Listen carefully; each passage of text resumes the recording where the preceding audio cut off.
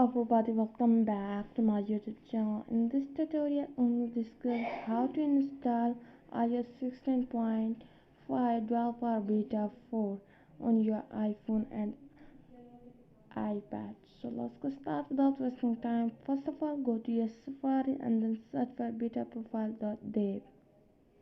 As you can see, guys, so scroll down.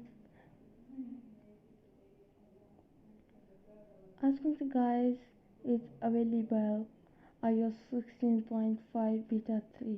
So tap on install, again tap on install, and then tap on allow, close it, go back, open up your settings, and then tap on profile, download it, go to install, give it your passcode, and then tap on install, again tap on install, and then tap on not now, tap on done, and then close this page, and then open up settings, scroll down, tap on general, go to software update.